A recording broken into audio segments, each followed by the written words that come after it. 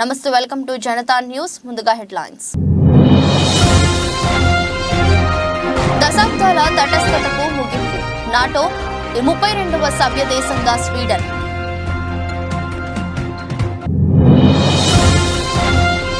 మహిళలకు శుభవార్త చెప్పిన ప్రధాని మోదీ ఎల్పీజీ సిలిండర్ ధర భారీగా తగ్గింపు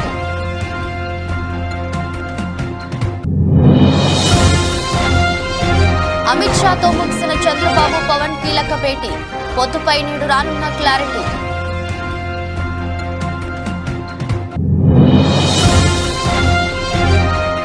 భక్తులకు అందుబాటులోకి 1000 స్తంభాల గుడి కళ్యాణ మండపం ప్రత్యేక పూజలు చేసిన కిషన్ రెడ్డి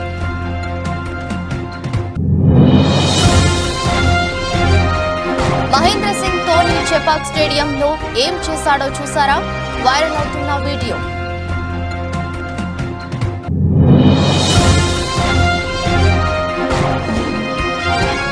లేడీ అఘోరగా Tamannaah Odela movie look release చేసిన చిత్ర యూనిట్ నాటో కూటమిలో 32వ సభ్య దేశంగా స్వీడన్ గురువారం అధికారికంగా చేరింది. ఉక్రెయిన్పై రష్యా యుద్ధం నేపథ్యంలో భద్రతాపరమైన ఆందోళనలు పెరగడంతో దశాబ్దాల తటస్థ వైఖరికి ముగింపు పలుకుతూ స్వీడన్ నాటోలో చేరింది. స్వీడన్ చేరిక వల్ల యునైటెడ్ స్టేట్స్ మిత్ర దేశాలు మరింత సురక్షితమయ్యాయని వైట్ హౌస్ పేర్కొంది. గతేడాది నాటో కూటమిలో ఫిన్లాండ్ చేరిక తర్వాత ఇప్పుడు స్వీడన్ చేరింది. గత కొన్నేళ్లుగా నాటో సభ్య దేశాలైన టర్కీ, హంగేరీలు అభ్యంతరం తెలుపడంతో స్వీడన్ సభ్యత్వం నిలిపివేశారు. త్రివర్ణవాదులు పరిగణించి కుర్దిష్ గ్రూపులకు స్వీడన్ ఆశ్రయం కల్పిస్తుందని టర్కీ ఆందోళన వ్యక్తం చేస్తూ వచ్చింది. మరోవైపు హంగేరీ అధ్యక్షుడు విక్టర్ ఓర్బన్ ఇప్పటిదాకా రష్యా అనుకూల భావాన్ని ప్రదర్శిస్తూ ఉక్రెయిన్కు మద్దతునివ్వాలన్న కూటమి సంకల్పానికి విరుద్ధంగా వివరించారు. కొన్ని నెలల వ్యత్యాసంతో అటు టర్కీ ఇటు హంగేరీ రెండు నాటో కూటమిలో స్వీడన్ ప్రవేశానికి ఆమోదం తెలిపాయి. ఈ సందర్భంగా స్వీడన్ ప్రధాని మాట్లాడుతూ ఇది చారిత్రక దినమని, స్వేచ్ఛకు లభించిన విజయమని పేర్కొన్నారు.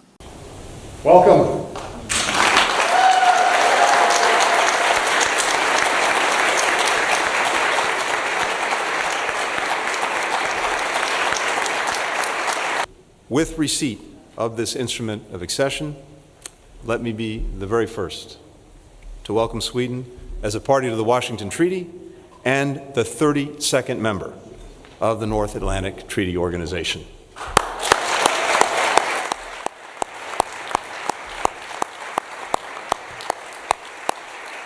This is a historic moment for Sweden. It's historic for our alliance. It's historic for the transatlantic relationship.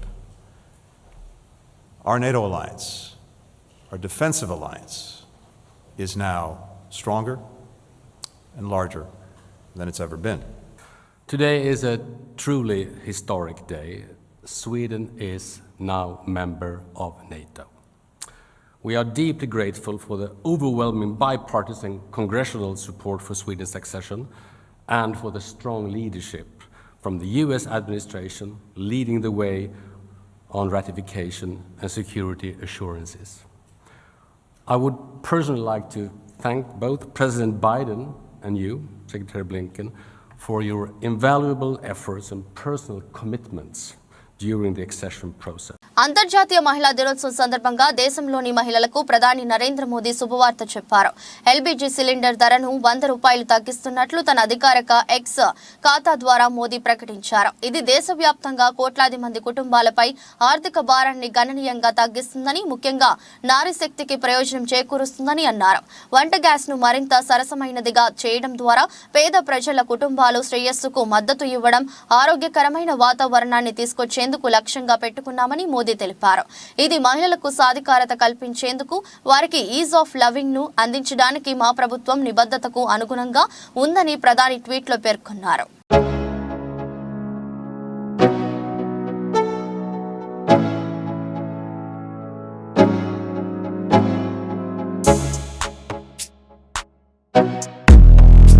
ఏపీలో పొత్తులపై కీలక చర్చలు కొలిక్కి వచ్చినట్టు సమాచారం. దేశ రాజధాని ఢిల్లీలో గురువారం రాత్రి కేంద్ర హోంమంత్రి అమిత్ షా నివాసంలో బీజేపీ చీఫ్ జేపీ నడ్డాతో టీడీపీ అధినేత చంద్రబాబు, జనసేన అధినేత పవన్ కళ్యాణ్ భేటీ అయ్యారు. దాదాపు గంటన్నర పాటు సమావేశం కొనసాగింది. ఈ భేటీ అనంతరం చంద్రబాబు, పవన్ మీడియాతో మాట్లాడకుండా వెళ్లిపోయినట్టు తెలుస్తోంది. అందిన సమాచారం మేరకు అమిత్ షా నివాసానికి వెళ్లిన చంద్రబాబు, పవన్ ఆంధ్రప్రదేశ్ అసెంబ్లీ, లోక్సభ ఎన్నికలకు పొత్తుపై చర్చించారు. త్రిసభ్య పొత్తులో భాగంగా బీజేపీకి ఎన్ని సీట్లు కేటాయించాలనే దానిపై చర్చలు సాగాయి. బీజేపీ పెద్దలతో చంద్రబాబు, పవన్ ఏపీలో పొత్తులపై కీలకంగా చర్చించారు. ప్రధానంగా అసెంబ్లీ, లోక్సభల బీజేపీ, టీడీపీ, జనసేన కూటమి సీట్ల సర్దుబాటుపై సుదీర్ఘంగా చర్చించినట్టు తెలుస్తోంది.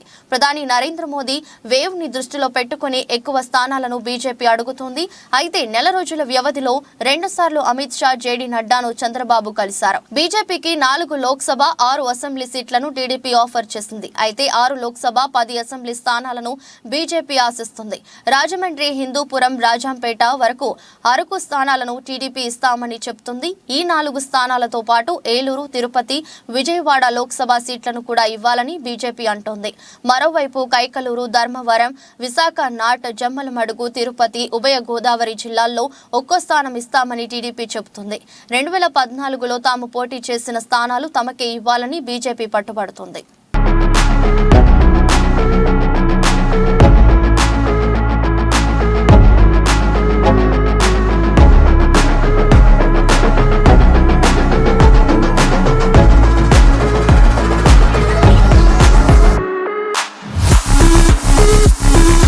కాకతీయుల కాలం నాటి 1000 స్తంభాల దేవాలయ కళ్యాణ మండపాన్ని కేంద్ర మంత్రి కిషన్ రెడ్డి పునఃప్రారంభించారు. మహాశివరాత్రిని పురస్కరించుకుని పునర్నిర్మాణం కళ్యాణ మండపాన్ని రాష్ట్ర మంత్రులతో కలిసి ఆరంభించారు.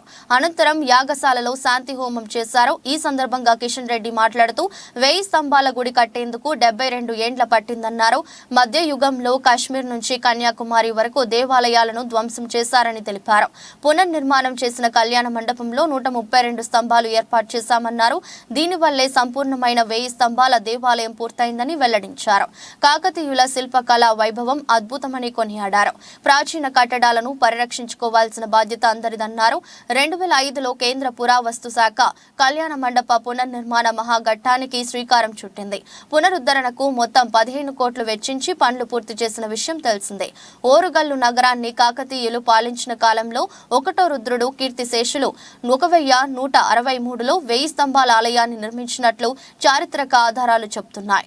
1400 మీటర్ల వైశాల్యంలో శివుడు, కేశవుడు, సూర్యుడు ఒకే దగ్గర పూజలందుకునే విధంగా ఈ ఆలయాన్ని రూపొందించారు. శిలలపై సప్త స్వరాలు లిఖించడంతో పాటు టెక్నాలజీ పెద్దగా అందుబాటులో లేని రోజుల్లోనే టన్నుల కొద్దీ బరువుండే శిలలతో ఆలయానికి జీవం పోశారు. డంగు సున్నం, కరక్కాయ పాడి, బెల్లం, ఇటుక పొడి తదితర మిశ్రమాలతో మొత్తం 1000 స్తంభాలతో 1000 ఏళ్ల వరకు చెక్కు చెదరకుండా ఆలయాన్ని నిర్మించారు.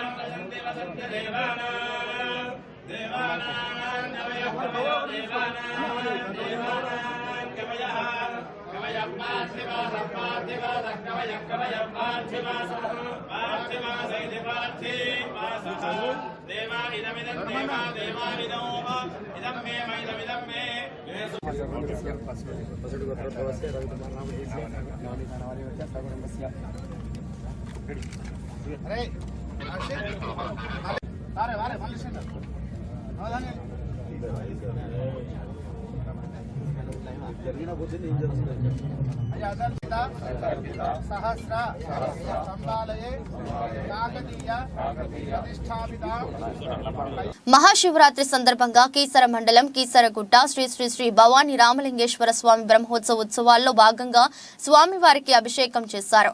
అనంతరం వేద పండితులు ఆశీర్వచనం అందజేశారు.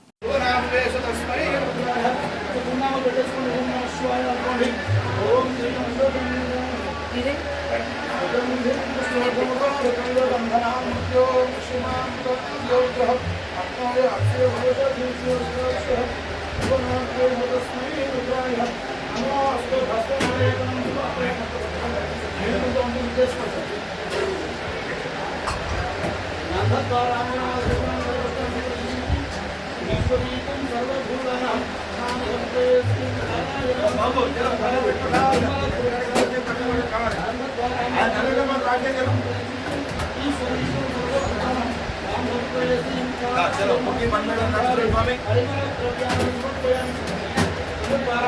మహబూబ్ జిల్లా దంతాలపల్లి మండలంలోని బాల వికాస్ ఆధ్వర్యంలో అంతర్జాతీయ మహిళా దినోత్సవం ర్యాలీతో ఘనంగా నిర్వహించారు.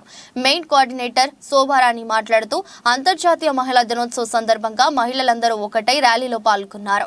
అందరితో సమానంగా మహిళలు ముందుకు రాణించాలని, మహిళ అందరూ ఒకే తాటికి రావాలని అన్నారు. బాల వికాస ఫౌండర్ బాలక్క గారు కెనడాలో దేశంలో ఉన్న మాకు అన్ని కార్యక్రమంలో తోడుగా ఉంటూ ఈరోజు మహిళా అంతర్జాతీయ దినోత్సవం జరుపుకుంటున్నామంటే దానికి వెలుగు నింపుతాను అంటే ఒక కారణం బాల వికాస సేవా కార్యక్రమాలని అని జనవరి 19వ తారీఖున పెద్ద మొత్తంలో 3000 మహిళలతోటి బాలక్క గారి ఆధ్వర్యంలో మీటింగ్ పెట్టుకుని ఇంకా గ్రామాలలో ఏమేం చేయాలన్న ఉద్దేశంతో మహిళా నాయకత్వం విలువలు తెలుసుకుంటూ ముందుకు సాగుతుందని, అందులో భాగంగా ఈ సంవత్సరం ప్రత్యేకంగా హార్దికంగా మహిళలు చేదోడు వాదోడుగా ఉండాలంటే ఎన్నో సంఘాలలో అభివృద్ధి తెలివి, సంఘబలం, ఆర్థిక బలం, తెలివితేటలతో ముందుకు వెళ్లాలని తెలిపారు. ఈ కార్యక్రమంలో ఏరియా కోఆర్డినేటర్ యాక లక్ష్మి, టైలర్ శోభ, పద్మ, నాగమ్మ తదితరులు పాల్గొన్నారు.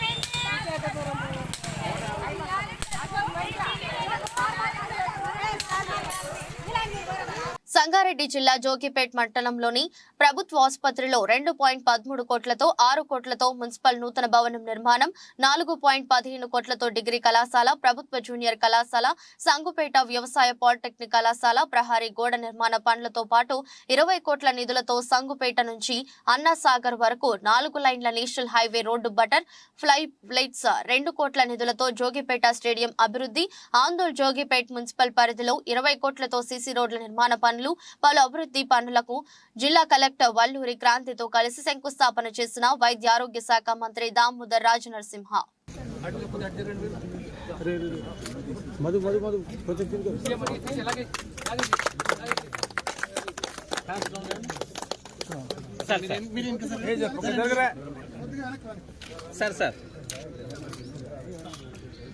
సోషల్ మీడియాలో తన పుట్టుకపై, తన పెళ్లిళ్లపై, తన భర్తపై, తన ఇంటి పేరుపై జగన్ రెడ్డి చేపిస్తున్న ప్రచారం, తిడుతున్న బూతులపై కంటతడి పెట్టుకున్న షర్మిల ఒక్కసారిగా జగన్ డౌన్ డౌన్ అంటూ నినాదాలు.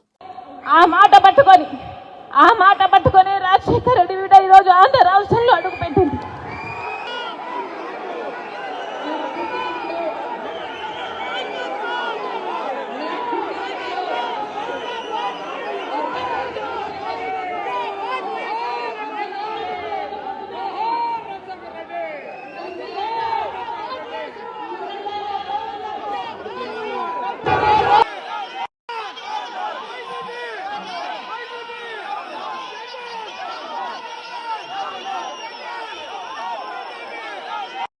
మహాశివరాత్రి సందర్భంగా కీసర మండలం కీసరగుట్ట శ్రీ శ్రీ శ్రీ భవానీ రామలింగేశ్వర స్వామి బ్రహ్మోత్సవోత్సవాల్లో భాగంగా స్వామివారికి మాజీ మంత్రివర్యులు మేడ్చల్ నియోజకవర్గం శాసనసభ్యులు చామకూర మల్లారెడ్డి అభిషేకం చేశారు.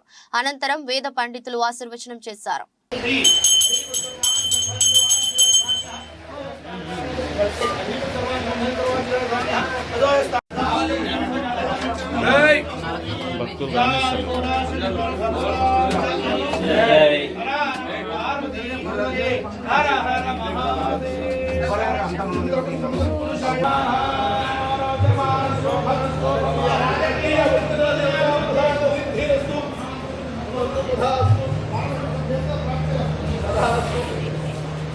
మచిలీపట్నం వైసీపీ పార్లమెంట్ అభ్యర్థిగా సింహాద్రి చంద్రశేఖర్ ను సీఎం జగన్మోహన్ రెడ్డి నిర్ణయించారు. సింహాద్రి చంద్రశేఖర్ తండ్రి 3 సార్లు ఎమ్మెల్యేగా ఎన్నికయ్యారు. మచిలీపట్నంతో సింహాద్రి చంద్రశేఖర్ కు వారి కుటుంబానికి విడదీయలేని అనుభవం ఉంది. 35 ఏళ్లుగా ఆంకాలజీ వైద్యుడిగా ఆయన సేవలు అందిస్తున్నారు. రాజకీయ భేదాలు వైరుధ్యాలు లేకుండా ప్రజలకు వైద్య సేవలు అందించారు. 1988 సంవత్సరం నుంచి కూడా ఆయన క్యాన్సర్ వైద్య నిపుణుడిగా సేవలు ప్రారంభించి ఇప్పటికి దాదాపుగా 35 సంవత్సరాల నుంచి ఆంధ్రప్రదేశ్ తెలంగాణ మాత్రమే కాకుండా సౌత్ ఇండియాలోనే పేరుగాంచినటువంటి ఆంకాలజీ సర్జన్గా ఎంతో మందికి సేవలు అందించడం, వైఎస్ఆర్ కాంగ్రెస్ పార్టీ తరఫున పార్లమెంటు అభ్యర్థిగా పోటీ చేయడానికి ముందుకు వచ్చినందుకు మేమంతా కూడా ఆనందపడుతున్నాం. ఒక మంచి అభ్యర్థిని పార్లమెంటుకి పోటీ చేయడానికి, అలాగే మేము వెళ్ళి మాతో పాటు ఎమ్మెల్యే ఓటు మాకు, అలాగే ఎంపీ ఓటు పలానా ఆయనకి చంద్రశేఖర్ గారికి వేయమని అడగటానికి కూడా మాకు కూడా ఉత్సాహం వచ్చేట్టు, 7 ఎమ్మెల్యే అభ్యర్థులకు కూడా ఉత్సాహం వచ్చేట్టుగా మంచి అభ్యర్థిని, ఇమేజ్ ఉన్నటువంటి అభ్యర్థిని, ఉన్నత చదువులు చదువుకున్నటువంటి అభ్యర్థిని, అట్లాగే విస్తృతమైనటువంటి విషయ పరిజ్ఞానం ఉన్నటువంటి, భారతదేశం పట్ల, ఈ వ్యవస్థ పట్ల, ప్రపంచం పట్ల విస్తృతమైనటువంటి అవగాహన ఉన్నటువంటి మంచి వ్యక్తిని వైఎస్ఆర్ కాంగ్రెస్ పార్టీ పార్లమెంట్ అభ్యర్థిగా మచిలీపట్నానికి అందజేసినందుకు జగన్మోహన్ రెడ్డి గారికి మా జిల్లా ప్రజలందరి తరఫున ఆయన్ని మనస్ఫూర్తిగా కృతజ్ఞతలు, అభినందనలు తెలియజేసుకుంటాం. మహాశివరాత్రి సందర్భంగా 1000 స్తంభాల గుడిలో ప్రత్యేక పూజలు నిర్వహించిన కేంద్ర మంత్రి బీజేపీ రాష్ట్ర అధ్యక్షులు జి కిషన్ రెడ్డి ప్రత్యేక అభిషేకం పూజలు నిర్వహించారు. కిషన్ రెడ్డి కార్యక్రమంలో బీజేపీ హన్మకొండ జిల్లా అధ్యక్షురాలు రావు పద్మారెడ్డి, రాష్ట్ర ప్రధాన కార్యదర్శి గుజ్జుల ప్రేమచందర్ రెడ్డి, మాజీ మంత్రి డాక్టర్ జి విజయ రామారావు, మాజీ ఎమ్మెల్యే మర్దినేని ధర్మారావు, కొండేటి శ్రీధర్, వరంగల్ జిల్లా అధ్యక్షులు గంటా రవికుమార్, బీజేపీ రాష్ట్ర జిల్లా నాయకులు, కార్యకర్తలు పాల్గొన్నారు.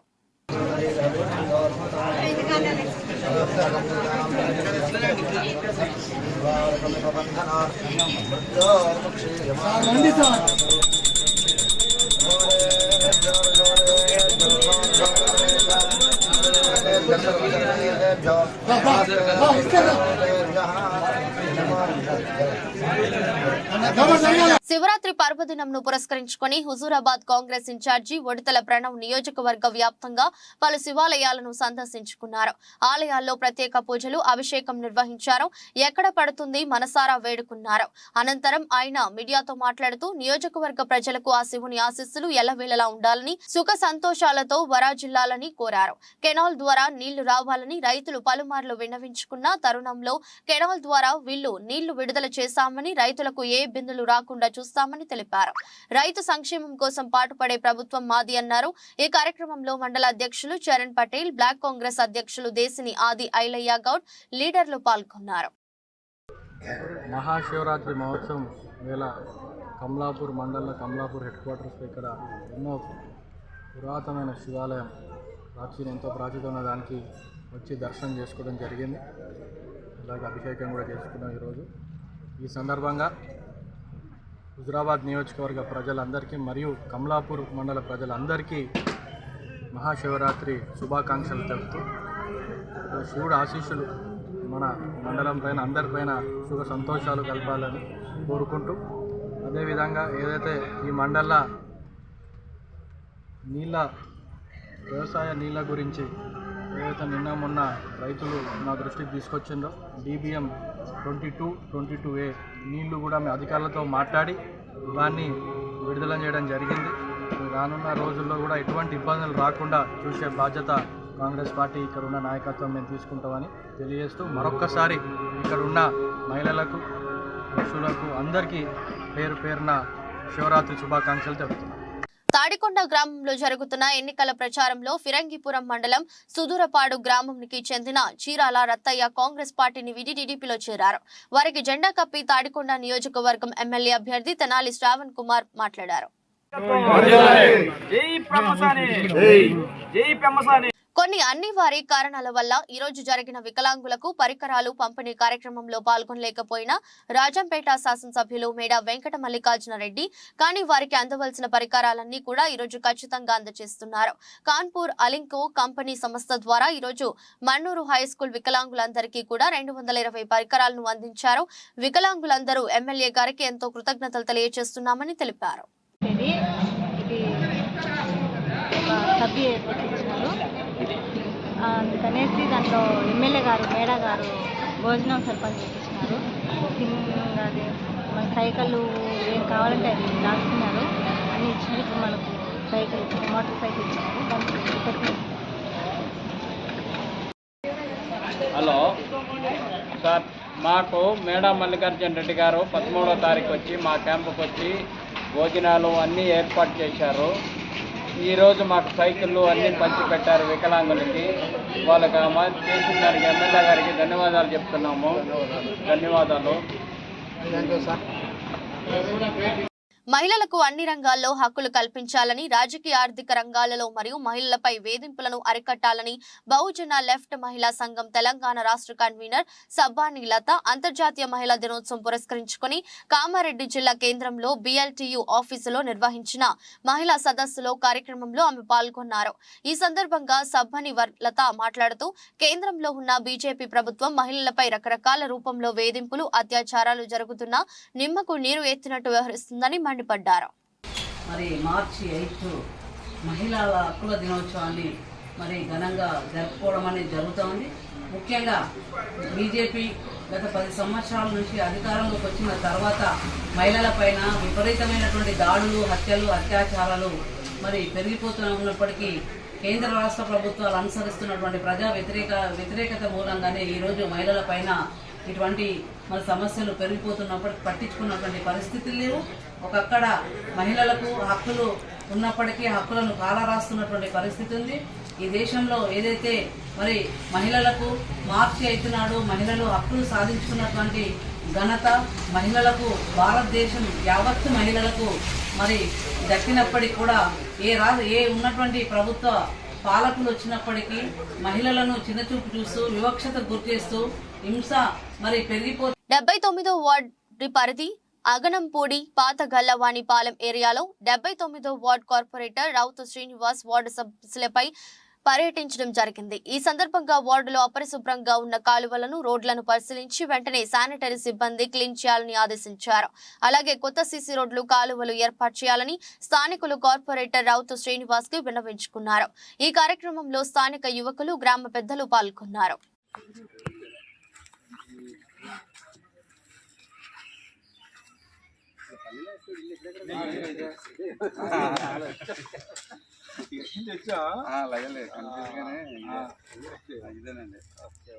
ఈ నెల 22న నుంచి IPL టోర్నీ ప్రారంభం కానుంది. అన్ని జట్లు ఆటగాళ్లు టోర్నీ కోసం సన్నద్ధమవుతున్నారు. ఈ క్రమంలో చెన్నై సూపర్ కింగ్స్ జట్టు కెప్టెన్ MS ధోని జట్టు శిబిరంలో చేరాడు. తొలిసారి చెపాక్ స్టేడియంలో జట్టు ప్రాక్టీస్ సెషన్లో ధోని పాల్గొన్నారు. అంతకుముందు వారు బస చేసిన హోటల్ నుంచి స్టేడియంకు ప్రత్యేక బస్సులో ధోనితో సహా CSK జట్టులోని పలువురు ప్లేయర్లు చెపాక్ స్టేడియంకు చేరుకున్నారు. బస్సు వెనుక భాగంలో కూర్చున్న ధోనిని చూసిన అభిమానులు కేరింతలు కొడుతూ సందడి చేశారు. ధోని సైతం వారి వైపు చేతులు ఊపుతూ వారిని ఉత్సాహపరిచారు. ఆ తరువాత చెపాక్ స్టేడియంలోకి ధోని ఎంట్రీ చేస్తున్న వీడియో వైరల్ గా మారింది. MS ధోని పాత లుక్ లో కనిపించాడు. పొడవాటి జుట్టు పాత ధోనిని గుర్తుకు తెచ్చాడు. 2 చేతులతో 2 బ్యాట్లు పట్టుకుని స్టేడియంలోకి ఎంట్రీ ఇస్తున్న వీడియో సోషల్ మీడియాలో వైరల్ అయింది. ఈ వీడియోను చూసిన ధోని CSK జట్టు అభిమానులు తల వచ్చేశాడు. ఈసారికి కూడా IPL కప్ CSKదే అంటూ ధీమా వ్యక్తం చేశారు. టోర్నీలో భాగంగా ఈ నెల 22న జరిగే తొలి మ్యాచ్లో Chennai super Kings, royal challenger Bengaluru జట్లు తలపడుతున్నాయి.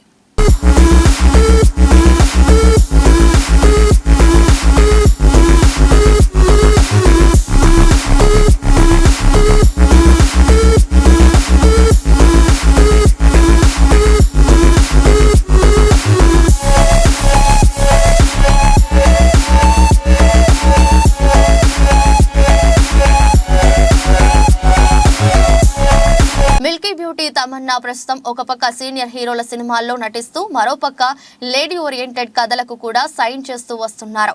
ఈ క్రమంలోనే తాజాగా Odela railway station movie sequel కి సైన్ చేశారు. టాలీవుడ్ స్టార్ డైరెక్టర్ సంపత్ నంది కథని అందించిన ఈ సినిమా అశోక్ తేజ దర్శకత్వంలో తెరకెక్కి 2022లో ముందుకు వచ్చింది. క్రైమ్ థ్రిల్లర్ నేపథ్యంలో తెరకెక్కిన ఈ సినిమా డైరెక్ట్ ఓటీటీలో రిలీజ్ అయింది. తెలుగు ఓటీటీ ఆహాలో ప్రసారమైన ఈ చిత్రం సూపర్ వ్యూస్ అందుకొని ఓటీటీ హిట్ బొమ్మ అనిపించుకుంది. ఇక ఆ సినిమా హిట్ అవ్వడంతో మేకర్స్ ఇప్పుడు సీక్వెల్ ని తీసుకురావడానికి సిద్ధమయ్యారు. ఈ సీక్వెల్ ని కూడా కొంచెం గ్రాండ్ గానే ప్లాన్ చేస్తున్నారు. ఈ క్రమంలోనే ఈ సీక్వెల్ లో తమన్నాని మెయిన్ లీడ్ కి ఎంపిక చేసుకున్నారు.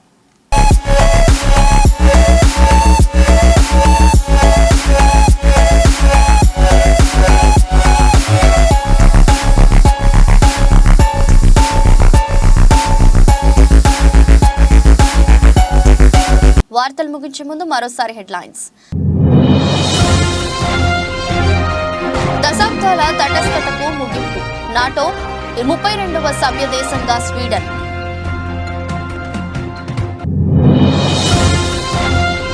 మహిళలకు శుభవార్త చెప్పిన ప్రధాని మోదీ. ఎల్పీజీ సిలిండర్ ధర భారీగా తగ్గింపు.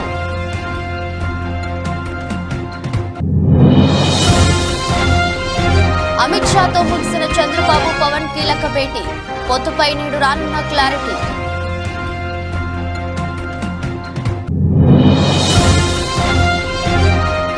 భక్తులకు అందుబాటులోకి 1000 స్తంభాల గుడి కళ్యాణ మండపం. ప్రత్యేక పూజలు చేసిన కిషన్ రెడ్డి.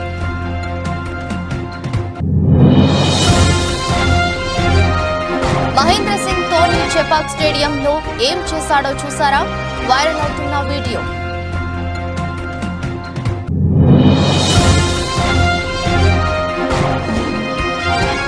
లేడీ అఘోరగా Tamannaah Odela movie look release చేసిన చిత్ర యూనిట్.